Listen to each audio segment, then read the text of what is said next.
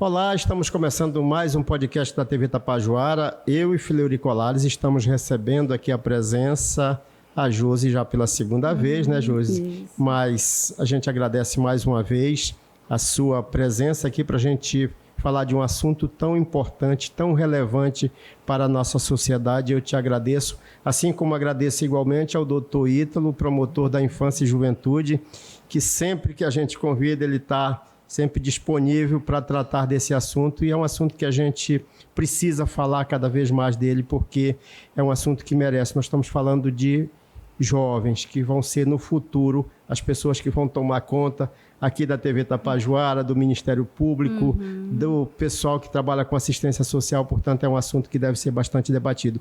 E antes da gente iniciar, eu fiquei sabendo agora que você é de Benevides, né, na região lá metropolitana de Belém. Doutor Ítalo é nordestino? Não, eu sou um carioca. Na verdade, eu costumo dizer que eu sou um brasileiro, porque eu sou carioca, vascaíno, inclusive, né? Sofredor. Só que eu fui criado em Rondônia e Goiânia. Então, tem essa mescla do carioca, do rondoniense, né? E do comedor de piqui, né? Como diria. É um andarilho. Mas eu gostaria de iniciar essa nossa conversa fazendo assim, Fleury, sua apresentação, eu já ia entrando no programa sem pedir a apresentação aqui do meu colega Fleury Colares, como disse o doutor Ítalo, uma lenda do jornalismo de Itaituba. Agradecendo primeiro a Josiane, já esteve com a gente aqui conversando, né? E foi muito esclarecedor. O doutor Ítalo também, que é uma pessoa que já está há quanto tempo aqui, doutor? Esse ano, inclusive, eu estava até conversando com minha esposa. Completado 6 anos. Realmente passa tão rápido, parece que foi ontem, mas já é uma criança, né, em Itaituba. Bom que você já conhece bem a problemática do município. Graças a Deus, assim, eu vivencio, né? 24 horas, estou aqui com a família, praticamente todos os dias do ano, nos períodos de férias e tudo, mas vivencio a cidade no seu âmago, como diria. Bom, mas para o nosso público, nós vamos iniciar uma conversa aqui sobre a questão do enfrentamento à questão da violência, do abuso contra crianças e adolescentes. E a gente traz aqui a Josiane, como eu já disse na abertura, e o doutor Ítalo, que é da Promotoria de Infância e Juventude. Mas antes da gente iniciar essa conversa, eu gostaria, vocês que não são daqui, eu gostaria de falar um pouco sobre o que era Itaituba lá na década de 80. Por exemplo, historicamente Itaituba sempre cuidou muito mal dos seus jovens, essa é a verdade. Desde quando a gente começou a conviver com a região de garimpos, que as famílias foram destroçadas. O pai ia para o garimpo, às vezes constituía uma outra família lá, a mãe ficava aqui esperando pelo pai que não voltava, daqui a pouco ela também ia e acabava não voltando, os filhos ficavam com avós ou ficavam com conhecidos, com madrinhas, que naquela época era bem isso lá no início da década de 80. Quer dizer, então esse abandono de crianças e adolescentes aqui em Itaituba sempre foi uma questão assim de chamar muito atenção, de saltar aos olhos. Eu trabalhei nesse período como diretor de escola, e nas escolas a gente sentia também muito esse problema, porque os professores, eles eram contratados num dia, quando chegava no final do mês, que era para a gente fazer o pagamento deles, já não estavam mais na escola. Cadê? Já foi para o garimpo, recebeu uma proposta para ir trabalhar no garimpo, e aí ia todo mundo, ia o professor, ia o médico, todos os profissionais, a gente competia, enfrentava essa concorrência com os garimpos. Quer dizer, isso acumulou um passivo, sabe, social, muito grande. Quer dizer, eu acho que, não sei se vocês já tiveram essas informações, já souberam disso, alguém já deve, com certeza, ter falado isso para vocês. Josiane, você já conhecia essa história? Tão profundamente não, mas a gente até hoje ainda tem um resquício, né? A gente ainda vivencia muito isso, né? Das famílias saírem, né, daqui, deixar os filhos, por exemplo, com os avós, com os tios, com alguém, e irem para essas regiões em busca de melhorias, em busca de qualidade de vida, retornar, na verdade, né, para a cidade, para dar uma qualidade de vida para os seus familiares. Mas, como o senhor está colocando para a gente, é a primeira vez que eu estou ouvindo. Pois é, e o garimpo, eu considero assim, o garimpo uma fábrica de ilusões, doutor. Assim, eu sou muito, eu digo lá em casa que eu sou muito curioso. Logo que eu cheguei aqui em 2019, eu conheci uma pessoa que me abriu assim as portas de leitura, de conhecimento, que é o Nazareno Santos. Sim. Nazareno conhece muito bem essa o livro história. dele eu li o segundo, o terceiro, o quarto. O recente agora de 2023, eu acho, 23, 24. Né? E essa temática ele abordava bastante, muito né, nos livros dele. Aí eu tive essa cautela desde que eu cheguei, ver essa parte cultural. E aí, só fazendo uma retificação, como diria, eu sou um itaitubense adotado. Que eu sou itaitubense. Ganhei o título, inclusive, da vereadora da Borroló, Antônia Bola, como cidadão de Itaituba. Então, eu me sinto também parte da cidade como um filho que foi acolhido, como diria. Graças a Deus por isso, porque aí a gente começa a dividir um pouco essa responsabilidade. Voltando à questão, por exemplo, um dos problemas que a gente verificava muito na escola era a questão do documento da criança. Só consta o nome da mãe, na maioria das vezes não consta o nome do pai. Quer dizer, isso já é uma violência bem lá do início, né? Porque as pessoas normalmente têm o nome do pai e o da mãe. É para ser assim, né? E quando só tem o nome da mãe, aí às vezes outras crianças olham, mas cadê o teu pai? Que eu né? acho que a gente passa muito assim, desculpa interromper às vezes. Nada, fica à vontade. A gente passa muito por gerações, né? Acho que a nossa geração é uma geração que teve uma identidade familiar, cultural, diferente dessa geração de hoje. Que dizem geração Z, né? Ou geração Z. Ou seja, a gente vê muito o reflexo nos processos, por exemplo. Hoje, as vozinhas, a avó, o avô, o tio, é que estão cuidando das crianças. Sim. Então, a gente vê situações inúmeras e tem um reflexo na questão cultural, social, né? Sim, com certeza. Como Itaituba, a sua identidade, né? É muito visível. Doutor Ítalo, falando de essa rede de proteção hoje, né?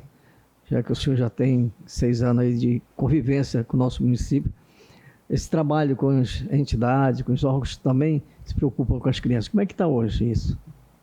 Né, Josi? Assim, a Josi, inclusive, é uma das referências, né? Nesse trabalho que ela desenvolve, junto a outras pessoas que também fazem parte da rede de proteção, né? Eu acredito que tem melhorado. Tem melhorado. O nosso dilema hoje é porque a nossa melhora é um pouco, mas o número expressivo de pessoas que chega é muito mais. Então, a gente não consegue... Hoje o censo, tive a cautela de ver, acho que final de semana 123, 160 e alguma coisa. Mas é 123. Eu acho que não reflete. Não, de forma alguma. Com certeza é 150 mil para 200 mil na região, contando Trairão, região garimpeira. Itaituba é um país, né? É um país. Em dimensões territoriais e imagina que a gente já foi bem maior, né? Antes de desmembrar esses municípios como Trairão, Jacareacanga e Novo Progresso, eram dimensões assim, de Estado mesmo. Assim, mas eu queria voltar um pouco mais sobre essa questão que a gente abordou logo no início desse histórico de abandono que a gente tem aqui. Itaituba a gente cita mas é aqui na região toda. E a gente só veio ouvir falar de que saiu uma lei para proteger as crianças e adolescentes lá em 1990, né? Foi quando dia 13 de julho, se eu não me engano, de 1990, foi quando a gente ficou sabendo da criação do ECA, do Estatuto da Criança e do Adolescente. Só que aqui para Itaituba, Josiane e doutor Ítalo, a gente só veio tomar conhecimento lá em 1993, que foi quando o governador Helder Barbalho, né, chamou a gente em Belém, pegou uns 4 ou 5 pessoas da imprensa, pagou passagem, estadia em hotel para a gente participar de palestras lá sobre o ECA e para a gente reproduzir essas informações aqui em Itaituba. Quer dizer, já se vão 3 anos de quando foi instituído o ECA para começar a se divulgar aqui na região. Quer dizer, é um atraso já significativo, né, Josiane? Sim. E o Estatuto, na verdade, a gente foi uma conquista, né? Uma conquista muito grande, porque até então, anterior ao Estatuto, nós tínhamos um código que era um documento também, mas via o menino, o adolescente ou a criança com outro olhar, né? Então, depois da Constituição, que as entidades, a sociedade em geral se organizaram, se mobilizaram e colocaram em pauta, né, a importância de colocar a criança ou adolescente como sujeito de direito. Certo. Né? Então, assim, se a criança estava passando por alguma situação que colocava como irregular, mas teria que levar em consideração a estrutura maior. Se ele estava naquela situação de rua, por exemplo, ele não estava ali porque ele queria, né? Porque existe uma estrutura maior que colocava aquela criança em risco, e colocava aquela criança no trabalho infantil, né? Então, assim, são essas condições que a gente precisa trabalhar e discutir na iniciativa de mais projetos, de mais ações, de mais políticas públicas, e o ECA veio justamente com essa intenção de garantir a proteção integral. E a proteção integral nesse sentido, né? Bio, psico, social, envolve todos os direitos, né? Da moradia, a convivência, né? A profissionalização. Então, ele já traz, né, a criança e o adolescente como sujeito de direito, não mais com aquele olhar punitivo, né, na condição de irregular, para ser visto como ponto de partida para uma pessoa em desenvolvimento. Em desenvolvimento. Né? Então, o olhar é diferenciado, né? E aí a gente tem esse recorte aí, digamos, né? Pós-Constituição, pós-Estatuto, que a gente vem avançando. Precisamos avançar? Precisamos, mas a gente consegue enxergar, né, avanço com relação à questão do direito às nossas crianças. O ECA veio 2 anos, né, depois da Constituição, né? Sim. 88 e 90. Você vê o tanto que o Constituinte, assim, a Constituição, o legislador, ele, nesses últimos 30 anos, tem dado muita importância e de fato, merece a importância à criança e à adolescência, que agora, recente, foi publicada aquela lei, recente que eu digo 1 ano, 2 anos agora, a lei Henri Borel. Sim, daquela caso criança da criança sim, do Rio de Janeiro. Do vereador lá do... Isso, a lei Henri Borel. Então, essa lei, ela vem punir mais severamente as pessoas que cometem algum tipo de violência à criança e adolescente. Então, a gente pensa, por exemplo, na nossa época, a gente cansou de ser educado pelos pais. Hoje, se essa mãezinha for querer educar nos moldes do que era anteriormente, é capaz dela responder um processo criminal lá na vara do crime. Exatamente. Agora, doutor, após a implantação do ECA, né, foram grandes os avanços, né, mas precisa aprimorar mais, né? Bastante. Assim, o ponto que eu falo em aula, inclusive nas aulas, a gente precisa evoluir alguns aspectos que a sociedade, por exemplo, naquela época, hoje não tem. Por exemplo, a gente vê, infelizmente, organizações criminosas que vão cooptar crianças. Quantos casos a gente não vê na internet aí de crianças na organização, nas favelas, com aqueles fuzil que é maior do que a criança. Sim. Aquilo é um absurdo, então, né? a legislação, ela não tem essa... Porque ela foi construída lá, em 1990, que era outro contexto. Então, precisa realmente de melhoramentos, situações graves, assim, que o adolescente comete. Homicídio. Já tivemos casos aí, alguns casos de homicídio. Adolescente matou na faca ou no tiro. Realmente são situações que não foram contempladas lá no início do ECA, que hoje a gente precisa melhorar. E até aproveitando, né, se a gente for pegar hoje o Estatuto, os artigos já sofreram diversas alterações. Sim. Né? Se a gente pegar o ECA publicado, vou pegar recente, daqui a 10 anos atrás, hoje, se a gente for pegar, já tem outras alterações de outras legislações que vieram complementar, né? Porque, assim, na época, 10 anos atrás, era um pensamento, era um debate, e hoje a gente já tem outro debate. Certo. Tanto na área da saúde, como na área da educação, na área... Em todos os setores, né, da vida né? social. E aí, como a gente vem estudando, né, o Estatuto, a gente vai lá, os artigos... Tem uma nova redação textual de uma legislação complementar. Por quê? Porque há necessidade constantemente de se analisar o que foi pensado, né, anteriormente. Tanto é flexível, né, que naquela época um adolescente de seus 15 anos ele já estava trabalhando. Hoje, se colocar um adolescente de 15 anos para trabalhar é perigoso, a mãe sair presa por causa disso, ou o pai. É verdade. Por conta da legislação que mudou de forma assim... Você vai se adaptando aos novos momentos, né, doutor? E essas alterações também, ela traz para a nossa realidade atual, né? O que a gente observa, o que a gente vê hoje, que são, como o senhor já falou aí, são diferentes de anos anteriores, né? Então as coisas têm que ser atualizadas. A gente vive constantemente em processo, né? A sociedade, ela vive constantemente. Você falou de família. Há 20, 30 anos atrás, nós tínhamos um modelo de família. O conceito de família era outro, né? Hoje nós trabalhamos com diversos arranjos familiares. Né? Então, não dá para você ter hoje um conceito único de família. Por mais assim, que a gente sabe que tem, né, digamos... a gente tem aquele modelo que é posto, mas nós não podemos deixar de discutir, de falar que temos outros modelos de família sendo constituídos. E de aceitar essa nova realidade. Sim, né? sim, Inclusive, sim. tem uma resolução agora recente do Conselho Nacional de Justiça de Brasília permitindo a inclusão de 4 pessoas como pais, 2 pais e 2 mães. 2 mães. É possível hoje o adolescente... com 18 anos, ele fazer essa alteração na certidão, incluindo 2 pais, um sócio-afetivo e o outro biológico, e a mãe, uma sócio-afetiva e outra biológica.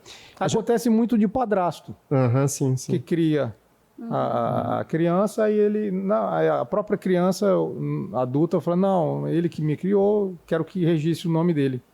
Aí inclui.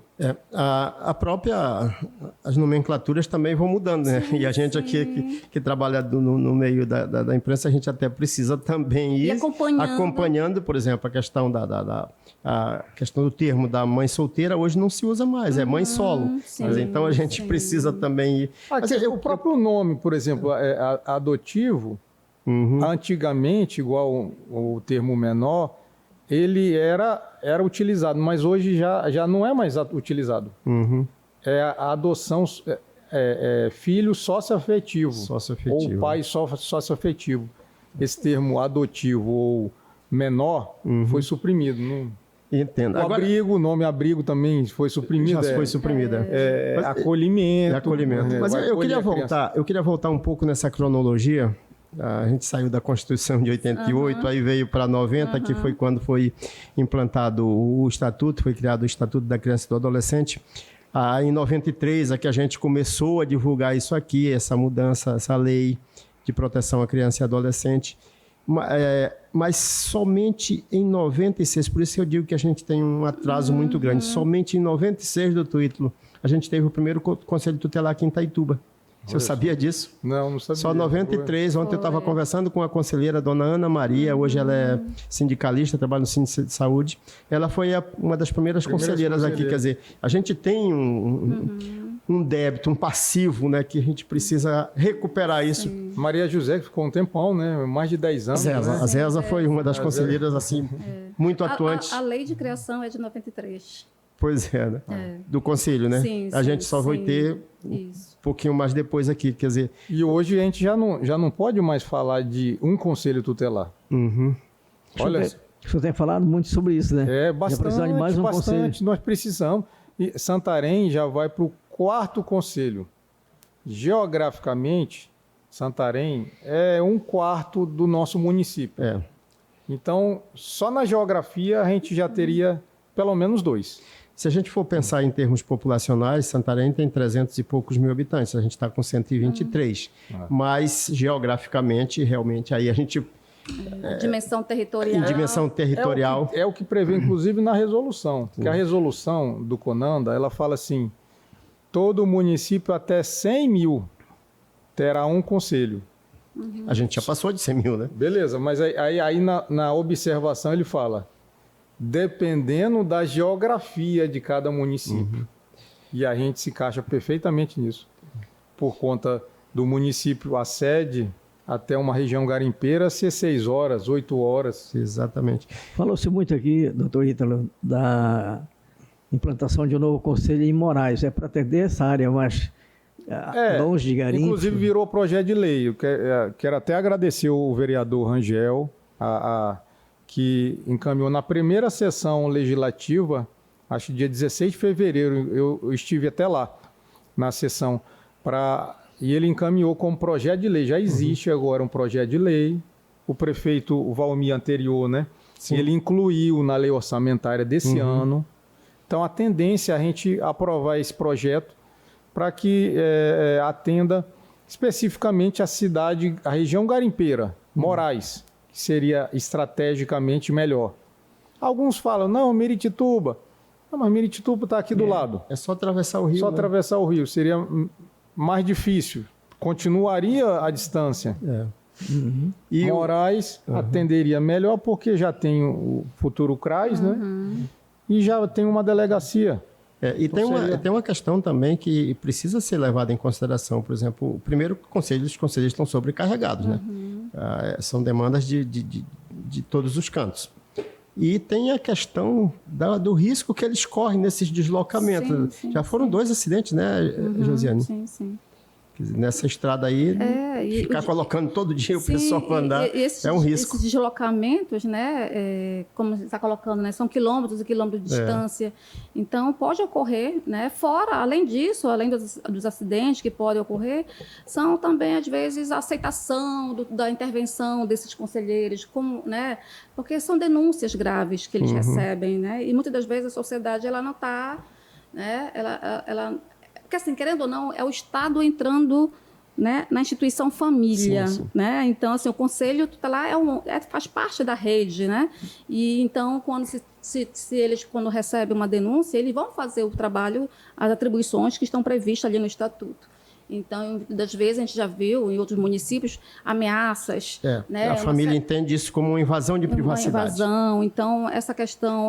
Porque estão ali para zelar o direito daquela criança. Mas a gente vai entrar na pauta depois que, infelizmente, os dados apontam que a família é a primeira instituição que viola esse direito. Exatamente. Né? Então, a gente tem esse grande desafio, né, doutor?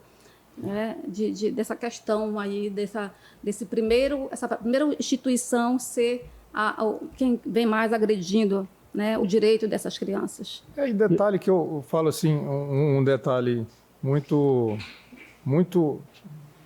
visível, é que não existe urgência, né? Um conselheiro sair daqui para atender uma ocorrência de 6 horas de carro, a urgência já foi embora. Porque não tem urgência. E aí uma coisa é o conselheiro atender, que é uma visão social, né? Uma visão pedagógica. Outra coisa é o policial atender. Que nos locais, na região garimpeira, o que tem é polícia militar, normalmente. Né? É diferente. É muito diferente. Né? A gente sabe como funciona uma abordagem militar e uma abordagem do conselho que vai acolher a criança. Para que não ocorra, ou que venha ocorrendo, revitimização. Ou seja, a vítima é que passa a ser a punida, né? E a gente está falando de uma criança, às vezes uma criança pequena, como pode ser uma criança recém-nascida, um adolescente. E os conselheiros viajam muito para o interior, né? O grande problema é esse. Porque aí vem logística, né? Veículo, combustível, diária, deslocamento. Por isso que essa minha ideia do segundo conselho em Moraes, até a questão financeira mesmo vai otimizar, porque vai ficar ali, direcionado para lá. Agora, conseguir recurso para tudo isso realmente é uma tarefa muito difícil. É muito difícil, mas a gente precisa, felizmente. E são viagens não só aqui dentro do município, são viagens para fora, porque a gente tem uma população que é muito flutuante, né? Sim. Tem gente de todo o Brasil para cá e os casos acontecem. Precisa deslocar para levar alguma criança, algum adolescente fora daqui até do estado do Pará. Agora eu queria, Josiane, falar contigo. Novamente, a gente já tratou um pouco disso aqui, mas é bom sempre a gente lembrar que nessa questão do abuso, do desrespeito aos direitos das crianças e adolescentes, Itaituba não aparece bem na foto, né, Josiane? Nós estamos muito mal, né? Isso é um dado preocupante, nos faz refletir, né, nos faz pensar de que forma a gente pode tá enfrentando tudo isso. Né? Então, hoje mesmo nós estivemos com uma ação e também esse cenário, né? Itaituba, a cidade de Itaituba é bem estratégica, né? A gente tem um volume de pessoas que vive de migração, né? Um processo migratório muito grande. Muito grande, Se a gente for hoje fazer um estudo da população, né? Boa parte elas não são daqui de Itaituba, né? Exatamente. É um processo migratório, né, de diversas regiões, não só da região, mas de outras cidades. Muitos vêm em busca de emprego, né, de expectativa de vida, né, por ser uma cidade, né, atrativa ainda, né, por conta ainda do ouro, né, do garimpo. Só que chegando aqui, muitas das vezes as famílias não são, né, absorvidas pelo mercado. Tem uma série de coisas. Então, essas famílias também, elas ficam numa situação bem vulnerável, né? E normalmente, que não aconteça com outras famílias de outro nível de condição financeira, mas na sua maioria são famílias que vivem em situação de vulnerabilidade social, né? De uma situação de pobreza, extrema pobreza, que estão mais vulneráveis, suscetíveis a essas situações, né? Às vezes a falta o acesso à educação, o acesso à qualificação profissional. Então, é uma série de questões ali também que acabam contribuindo, né, para esses fatores. Então, é um trabalho que a gente vem fazendo, né, em parceria com outras políticas públicas e, infelizmente, o número só revela para a gente uma preocupação. Né? Porque os números falam alguma coisa e a gente tem que refletir esses números, né? Exatamente. De todas as formas, né? O que leva a tudo isso? Como a gente pode enfrentar essa problemática? Quais ações de fato a gente tem que colocar em prática? Então, assim, é uma série de questões de emprego, qualificação profissional, enfim. Né? É um debate que é necessário. E o Unicef, ele, num estudo que eu estava dando uma olhada, eles detalham muito bem essa questão, né? Por exemplo, a proporção de crianças que sofrem violência, as meninas são as mais afetadas. Mais de 80% de vítimas são meninas. São meninas. Hoje na palestra eu até citei isso, né? Que é algo que eu percebo que, além da parte pedagógica, preventiva, né, a gente também tem que trabalhar com os órgãos se estruturar para poder punir, às vezes, nesses casos. Então, além da parte preventiva, também tem que ter a punição. Então, não basta só prevenir, como também não basta só punir. Então, esses dois caminhos eles têm que andar paralelamente, que inclusive a Josi no comitê está começando a iniciar essas atividades preventivas. E no ponto de vista estruturante, a gente tem feito algumas ações, inclusive tem algumas que a gente vai trabalhar, que é justamente a implementação da escuta e do depoimento, até para a gente poder dar uma estrutura probatória para que o juiz receba isso como uma prova. Porque muitas das vezes escuta e acaba ficando só com a escuta. O juiz ou alguma questão de probatória não vai ser produzido, não vai ser válido. Então aí realmente essa parte instrumental, processual também tem que ser implementado. E também é uma questão de proteção da criança, né? Para evitar que ela ande por vários órgãos, porque quando ela passa por uma situação, ela passa por diversos órgãos, e quando ela chegou naquele primeiro momento, ela já ser ouvida. A gente fala muito da revelação espontânea. Quando ocorre a revelação, quem for ouvir essa revelação já registra, naquele primeiro momento, tudo que ela colocar. É a fala dela. Para quê? Quando chegar lá na audiência, isso já, até mesmo na polícia, já vá a informação inicial. Ela não tem que repetir a mesma história que ela contou lá no início. Além dela como vítima, também como testemunha. A gente tem alguns casos, né, em que a criança, o adolescente foi testemunha, visual, presencial. Então, também tem esse viés, além da questão da vítima, também o aspecto testemunhal, como prova para a instrução do processo. E essa lei que trata sobre essa questão, que é a 13.431, que é mais conhecida como a lei da escuta protegida, ela vem justamente isso, direcionar os órgãos da rede de proteção, né, para que a gente consiga, de fato, implementar isso nos municípios. Para que haja um fluxo e esse fluxo funcione, para que todo mundo saiba qual é o seu papel nessa rede. Né? Sim, e para evitar justamente essa revitimização dessa criança ou adolescente. Né? Porque é uma violência também. E também tem outro aspecto que hoje eu estava conversando com o delegado Vinícius, e realmente, se a gente olhar para Itaituba, a pandemia 2021, a gente tinha o quê? Uma seccional, e a delegada, lembra a delegada Jéssica? Sim. Acumulando DEACA e DEAN. E às vezes a seccional. Às vezes era uma delegada para a cidade toda. Hoje a gente vai lá na seccional, tem mais de 10 delegados, mais investigadores. Então, esse aspecto que às vezes a gente fala, mas teve um aumento dos dados. Talvez não tenha sido aumento, talvez tenha sido um volume de descobrimento, notificações. Né? E aí passou a ter delegado, investigadores, começaram a aparecer as situações. Algo que eu constato de quando eu cheguei, né? Tinham muito poucos delegados aqui. Hoje, 25, a gente vê que a gente não sabe nem os nomes. Durante muitos anos, nós ficamos, às vezes, com um delegado só. Flori? Exatamente. Flori conhece muito bem essa história. Eu fazia a cobertura da área policial e a gente verificava isso.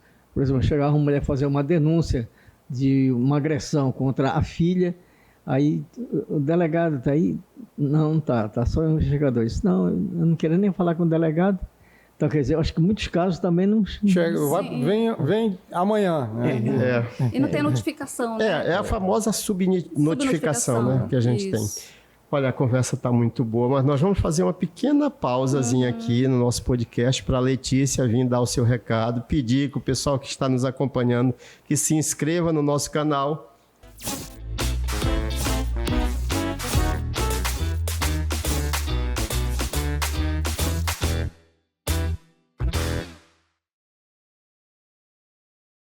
Você está assistindo o podcast Tapajoara e lembrando que toda semana teremos um episódio novo, sempre abordando o assunto de interesse da comunidade. E para você não perder nenhum episódio, se inscreva no nosso canal, ative o sininho de notificações, curte e comente o que você está achando.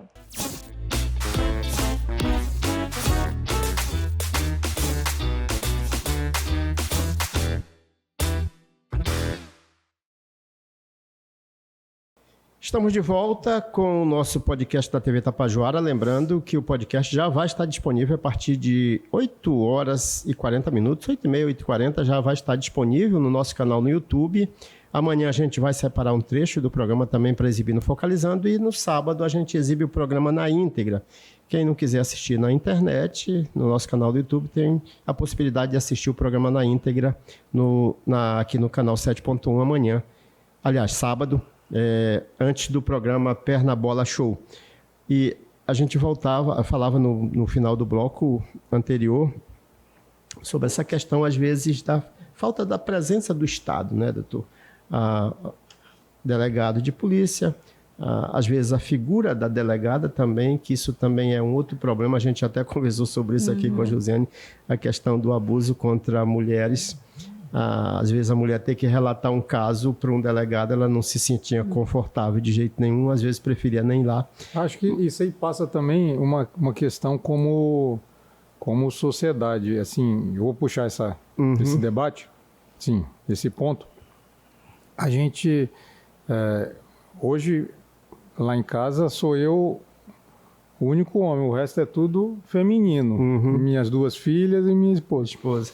Então, a gente tem uma dificuldade hoje como sociedade de ver que existe espaço e tem que ter o espaço para as mulheres. Eu digo isso porque eu, por exemplo, tenho muito isso. É difícil ter na classe dos promotores, quando eu coloco promotores assim hoje no estado do Pará, digamos assim, negros, igual eu, pardos. Imagina a dificuldade da mulher entrar, da mulher negra entrar. Então, isso no Ministério Público. Imagina na classe dos delegados, dos procuradores, da advocacia. Então, realmente tem essa estrutura social brasileira que dificulta o acesso aos cargos. É algo cultural. Certo. Eu queria voltar na questão do Conselho Tutelar, Josi, sobre o trabalho que eles fazem, que é de identificar e tentar fazer com que aquela criança cesse os abusos contra aquela criança. E aí entra a questão da família, né? Porque a família, todo mundo sabe da importância da família, mas na maioria dos casos, como a gente já até comentou aqui, os casos de violência contra a criança acontecem dentro da família, sobre, às vezes, a proteção da família, da mãe, às vezes que, como a gente falou aqui também já sobre a figura do padrasto, né? E aí, às vezes, o abuso vem do padrasto contra a criança que não é filha dele, e a mãe que não quer, às vezes, denunciar para não perder o companheiro, porque ele que provém o sustento da família. Quer dizer, é uma situação muito delicada que os conselheiros precisam ter habilidade, né? Na abordagem, como citou o doutor Ítalo, nessas questões. Tive um caso em Aveiro, inclusive, que foi... na época eu denunciei o pai e a mãe por abuso, porque era recorrente, era anos, assim. Ou seja, muitas das vezes a mãe, quando ela tem ciência, é a primeira a negar, a dizer que não ocorreu, que a situação não era essa, e aí acaba criando uma estrutura que favorece o agressor. É complicado. Né? Mas é porque ela tem medo, será, doutor, de denunciar? O que seria? Eu acho que são situações culturais, às vezes até da própria engenharia, né? Contexto familiar, familiar. A gente fala que as causas, não as causas, mas assim, os fatores, eles são multifacetados. A gente fala sempre nisso, né? Porque não dá para você justificar uma única situação, né? O que leva, às vezes, essa mulher, né, dentro dessa convivência familiar e com essa situação, deixar de enxergar e, de alguma forma, não levar adiante aquela denúncia por tentar defender o companheiro ou o marido, né, ou alguém mesmo da família, porque tem uma relação ali. E que relação é essa? Né? Então, no atendimento, no trabalho que é feito acompanhamento pelas equipes, é quando a gente chega a identificar. Né? Então, assim, não dá para generalizar, digamos, todos os casos. Sim. Mas existe toda uma relação que faz com que essa família, essa mulher, essa mãe... Não leve adiante. Temos, sim, mulheres, pessoas, né, responsáveis, cuidadores, que negligenciam. Desculpa te interromper, mas também tem a questão da ameaça, né? Às vezes a mãe sofre junto com a criança, mas com medo de denunciar por conta da ameaça. Né? Eu acho que foi a Rede Nacional. Vocês lembram aquele caso de uma criança que foi encontrado na caixa d'água, acho que foi no Rio de Janeiro, trancada na caixa d'água? Sim. Situação assim desumana, degradante. Não é possível que no contexto familiar são situações assim, né? que realmente que não dá para não é aceitável, né? Então, assim, todo mundo ser conivente com uma situação dessa. Então, não dá, é inaceitável que uma criança esteja naquela condição, né, de grave ameaça, né? Então, ela está em risco extremo. Por isso que veio essa lei Henri Borel com o princípio dela é justamente da violência... que todos, como sociedade, nós como cidadãos, pais, mães, filhos, somos obrigados a denunciar alguma situação de violência contra a criança e adolescente. É algo assim que veio com esse espírito, assim, a lei Henri Borel. Agora o Conselho recebe muitas denúncias diariamente? Como é que está hoje a nível de Itaidu aqui? Recebe. Assim, eu posso falar porque a gente acompanha, enquanto comitê a gente acompanha, mas eles têm maior propriedade para falar sobre as demandas, né, do dia a dia. Mas como a gente acompanha, né, esse fluxo, até pelas estatísticas que a gente, né, acompanha, por exemplo, nós tivemos 2022, nós tivemos mais de 500 casos, né, casos envolvendo, né, criança e adolescente vítima de abandono, maus tratos, violência psicológica, violência, alienação parental, né, exploração sexual, abuso sexual, estupro de vulnerável. Então, assim, há uma série de violações, né, envolvendo todas as faixas etárias. Nós temos casos de bebês, né, meses, né, que esse familiar, esse integrante, esse cuidador que poderia estar, né, protegendo essa criança, acaba cometendo um ato, né, de violência. Então, são diversos, tanto da região da área urbana, como da área garimpeira, área rural como um todo, né? Então, as demandas são constantemente. A alienação parental também tem crescido bastante nesses últimos anos, especialmente pelas disputas familiares de divórcio, separação, e aí muitas das vezes a criança fica como um objeto de instrumento de agressão do outro, do ex. É bem comum isso. Eu estava ouvindo hoje um noticiário, acho que foi no Rio Grande do Sul que aconteceu. O pai estava fugindo da mãe com 2 crianças na estrada em alta velocidade. Aconteceu um acidente, ele morreu o filho mais velho e o mais novo estava no hospital em estado muito grave. Quer dizer, é uma situação assim que a gente fica a refletir como é que pode, né? Um pai colocar os seus filhos em risco. Agora, eu queria falar um pouco dessa rede de proteção e com um olhar assim bem diferenciado para a questão da escola. Qual é a importância, qual é o papel que a escola tem nessa rede, Josi, para vocês, para detectar esses casos de violência, de negligência, de desrespeito às crianças? Elas são, assim, hoje nessa discussão, no evento, inclusive, a parceria, né, até porque essas crianças, elas têm uma relação ali com aquele ambiente escolar que é determinante, né? Eles convivem naquele ambiente e hoje, como a educação já tem um tempo integral também, então é mais fácil até para identificar, porque aquela criança está ali, ela vai, de alguma forma, ela vai manifestar algo que ela esteja passando. E aí os profissionais da educação, normalmente, é o que mais demandam para a gente, né, essas identificações de algum tipo de violência. Então, assim, na sua maioria são casos que vêm, né, desse olhar, dessa identificação dos profissionais da educação. Então, é super importante a educação, a escola como um todo, nesse trabalho aí de proteção às nossas crianças. E o professor precisa também ter esse olhar também, né? Porque, às vezes, a violência, ela não está numa marca, num espancamento, às vezes ela está no próprio... É difícil quando, por exemplo, eu pego um processo em que quem cometeu a violência é o professor.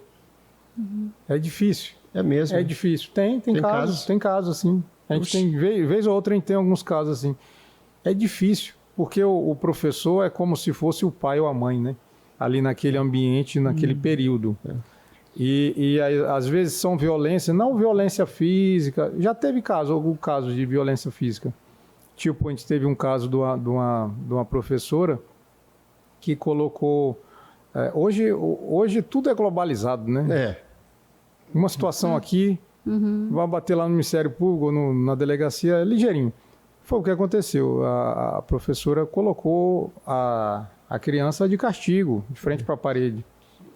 expor a um constrangimento na vista dos colegas. A criança saiu, falou para a mãe, em cima da moto mesmo, já foram lá no Ministério Público, bateram lá na minha sala. Eu convoquei, fiz a notificação, chamei professora, 2025, não tem como a gente fazer mais castigo, nem isso aí não existe.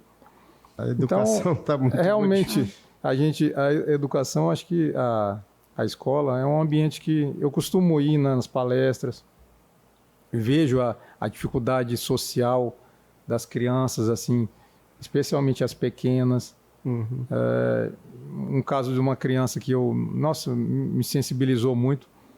Cheguei lá dentro da sala, né, fui conhecer, aí a professora, eu vi a criança assim, bem colada assim, no quadro. Eu falei, professora, não, ela não tem óculos e não enxerga. A vista precisa passar por oftalmo. Mas e os pais? Não, foram para a região garimpeira.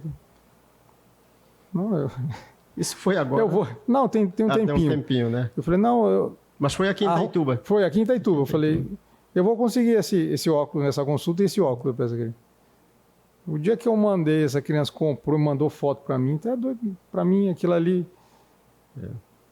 Eu ganhei o dia como ser humano, como pai, como promotor. Nossa. Então, a escola realmente, a gente tem que dar estrutura para o professor. O professor tem que ganhar bem.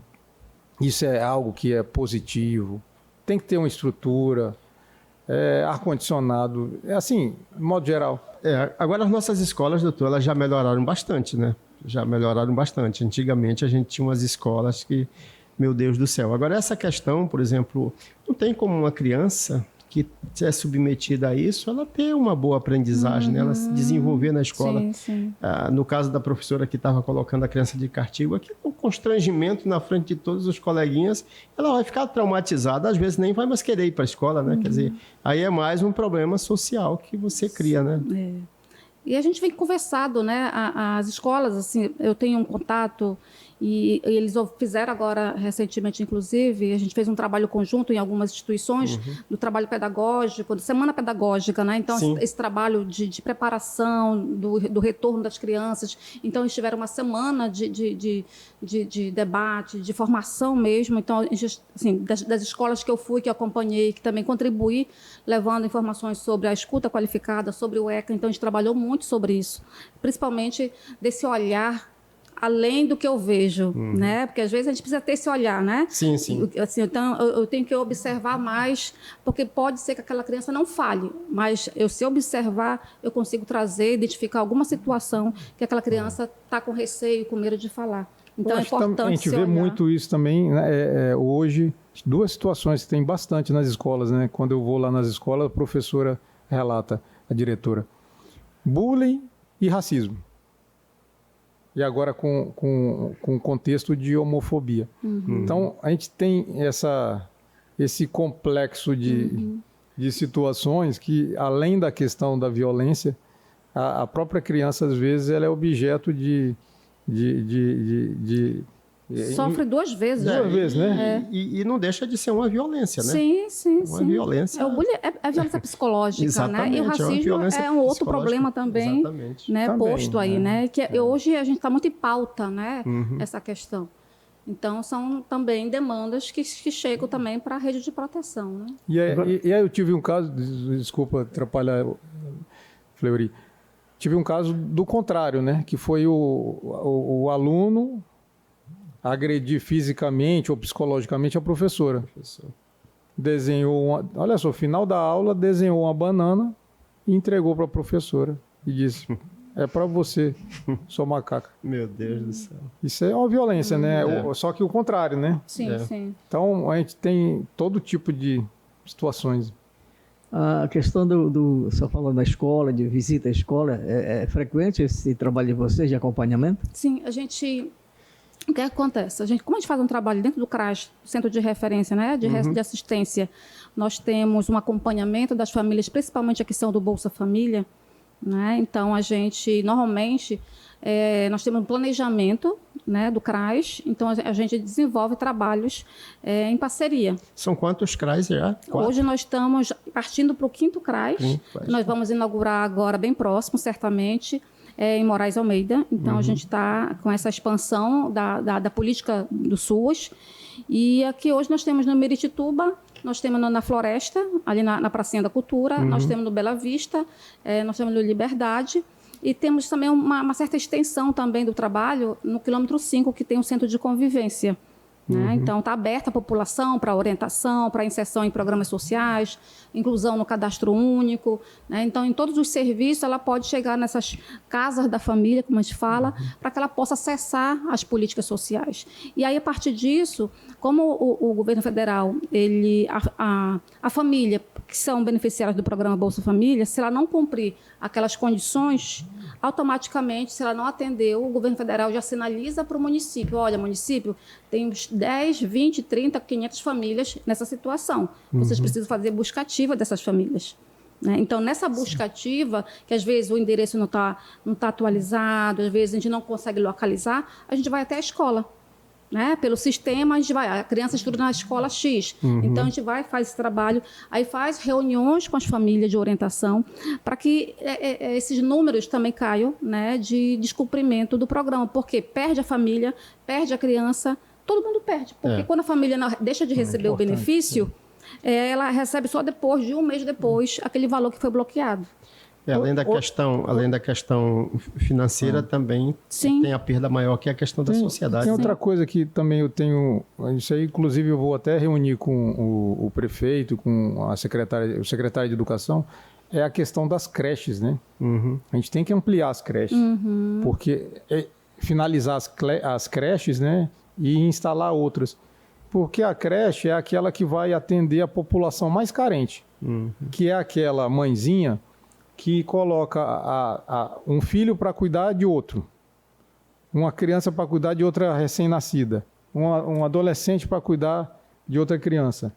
E a creche vai conseguir atender essa camada mais social, mais vulnerável, né? Porque a pessoa que tem condição, ela não vai contratar uma outra pessoa, né? Terceiro. Certo. Mas a pessoa que realmente não tem, ela depende da creche. Antes da gente falar sobre o evento que vocês fizeram na CEMED, eu queria só abordar sobre uma questão que eu acho que é fundamental e a gente vê muito sobre isso, que é a questão da resposta dos órgãos. Por exemplo, uma pessoa conhece uma situação, vai e denuncia. Denuncia no Conselho, denuncia no Ministério Público, e às vezes não há resposta que aquela pessoa esperava que houvesse, que cessasse aquele tipo de ameaça. Quer dizer, e aí ela vai e não denuncia mais. Denunciou uma vez. Essas demandas que chegam para vocês dão um retorno para a sociedade, dão a resposta que a sociedade precisa ter? Sim, na maioria das vezes, sim. É muito difícil, muito raro ter uma situação que não tenha resposta. Talvez porque a gente, quando a gente fala como sociedade resposta, a gente está querendo o quê? A gente quer a prisão do cidadão, a gente quer uma proteção da criança, a gente quer tudo, entendeu? Então, o grande problema nosso, brasileiro mesmo, infelizmente, é a questão burocrática, né? A burocracia. Ela emperra muitas coisas.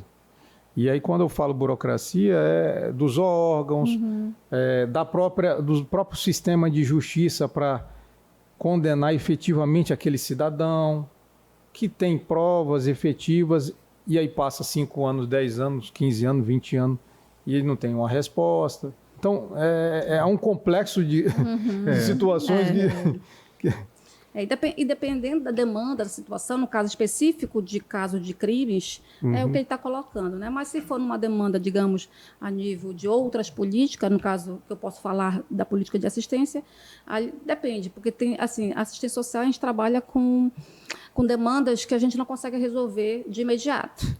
né? Às vezes é um documento, a gente resolve, mas a questão da pobreza, da vulnerabilidade, dos riscos, é algo que a gente vai trabalhar, a gente vai construindo, né? Fazendo a inserção dessa família nas políticas sociais, até ver com que ela consiga, né, ter sua autonomia e sair desse ciclo, né, de situações. Então, é mais também um pouco lento, né? Não é tão imediato da gente superar as fragilidades, superar as necessidades básicas. Então, é todo um processo que tem que ser também em conjunto. Certo. Bom, Josi, depois de toda essa conversa aqui, nós vamos falar sobre esse encontro que vocês tiveram hoje lá no auditório da CEMED. Qual foi o resultado prático desse encontro, Josi? Bom, hoje nós tivemos o resultado, foi o lançamento, na verdade, de uma produção audiovisual voltado para a prevenção, né, a violência contra crianças e adolescentes. E nós tivemos como protagonista, né, dessa produção toda os próprios adolescentes, que são estudantes, né, das escolas. Tivemos 2 escolas participando da rede estadual e uma da rede municipal, e que abraçaram a causa, né, abraçaram o compromisso, né, e a seriedade da produção do material. Ficou fantástico. São quantas produções? 3 produções. Então, hoje já vai ser, né, socializado aí nas redes sociais, nos canais oficiais da Prefeitura, para que a gente possa divulgar e massificar ainda, né, essa informação, esse chamado também, essa atenção que a sociedade precisa. Nós falamos aqui sobre os índices, né, de violência, então a produção é justamente para fazer isso, para que a gente alcance mais pessoas, principalmente os jovens, os adolescentes, porque a linguagem é outra, né? Sim, então, sim. A ideia foi justamente isso, fazer um vídeo audiovisual, mas que os adolescentes pudessem falar a língua, né, mais acessível. Então, nós estamos maravilhados com o resultado, estamos felizes, né? Eles também estão felizes porque eles participaram, né? Eles se envolveram nesse processo. Então, eles saíram de lá muito maravilhados, né? Eu estou com a própria produção em si, e deles estarem participando, ser partícipe de um projeto que nós pensamos e eles executaram. Então, estão de parabéns. Aproveitar também esse espaço e parabenizar as escolas, os estudantes que participaram das escolas Jacob, Benedito Correia e Maria de Oliveira. Agora, esse material produzido, ele vai ser exibido no Juiz de Comunicação? Sim. Hoje mesmo já vai ser, a gente vai enviar para vocês, para que vocês possam também colaborar conosco nessa visibilidade também do trabalho. Agora, é preciso cobrar da comunicação oficial da Prefeitura também, para que eles insiram isso na mídia do município. Sim, já, né? foi enviada. Eu fico também bem orgulhoso pela Josi, muito orgulhoso por ela, assim, tá nas mãos certas. A Josi é muito participativa e efetiva na nossa sociedade, né? E os adolescentes colaboraram muito, muito bonito. E a gente vê como se fosse um filho, né? Que nasceu, né? E o comitê vai iniciar as atividades. É algo que é importante nacionalmente. Quase todas as cidades estão aderindo a esse comitê para enfrentamento de violência, qualquer tipo de violência contra a criança e adolescente, que é justamente aquele espírito, né, de proteção da criança e do adolescente, em todos os seus aspectos, né? E protetivos, né? E com essa finalidade o comitê foi instalado de forma a dar vazão preventivamente às ações. Tá certo. Bom, doutor, além de todas essas atribuições que o senhor tem, o senhor ainda é professor universitário, né? Sim, ainda tem... Leciona qual é a cadeira? A disciplina? Infância, o ECA, inclusive. O ECA, né? E já desde 2019 eu estou lá na FAI. Assim, ano a ano a gente vai tentando se reconstruir, né, como professor. Na verdade, a minha história começa como professor. Eu já jovem, meus 27 anos, hoje eu estou com 45, e com os meus 27 anos eu já comecei a lecionar. E aí veio o Ministério Público, isso agregou, continuo lecionando. Vou até passar para os meninos aí o nosso podcast. É um ponto para quem assistiu e 2 para quem se inscreveu. Se inscrever no canal. E dizer que o ECA realmente é um sistema muito protetivo, voltado à criança e adolescente. Muitos artigos e alguns princípios precisam realmente de aperfeiçoamentos, aperfeiçoamento, melhoramentos, para que seja algo melhor. Além disso, os órgãos, a nossa dificuldade é isso, né?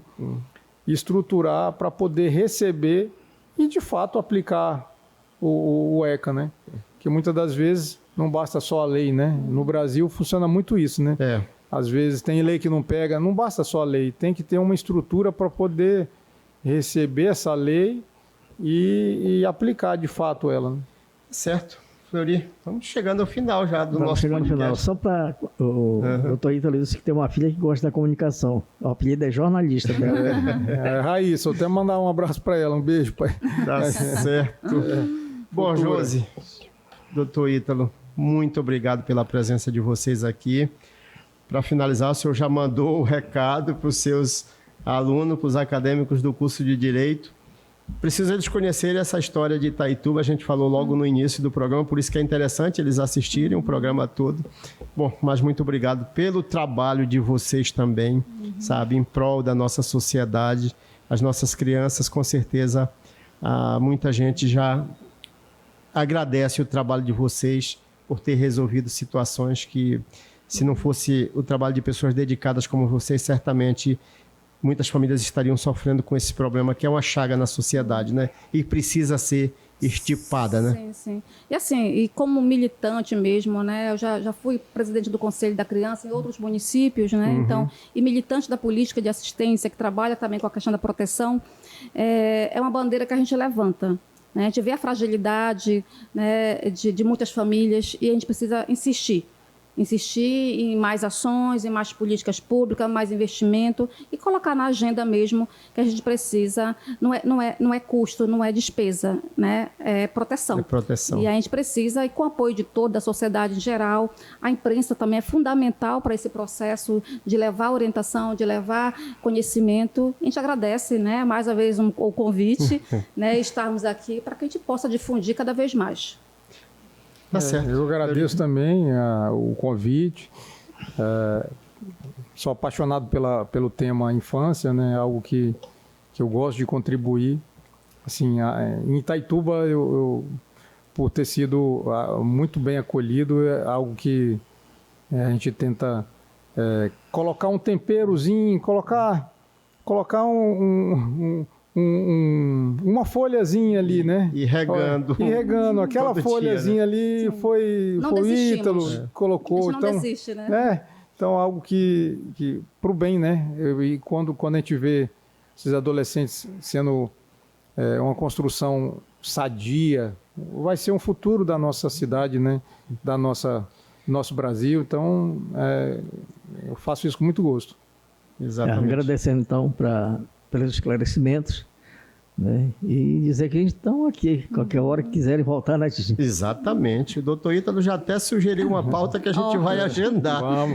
Vamos agendar para a gente tratar desse assunto aqui também, que é sobre a questão da garantia de direitos de pessoas com deficiência no trânsito de Itaituba, porque também é Sem ser o sofrimento do Vasco, né? Do Vascaíno. Exatamente. Muito obrigado mais uma vez ao doutor Ítalo, a Josiane Coelho.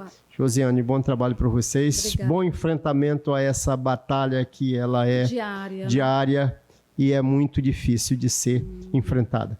Muito obrigado e muito obrigado a vocês que nos acompanharam em mais um podcast aqui na TV Tapajoara. Convite para na próxima quinta-feira a gente trazer mais uma conversa aqui, sempre com um assunto de interesse da sociedade. Não é isso, Fleury? Exatamente. Quinta-feira, estamos aqui novamente.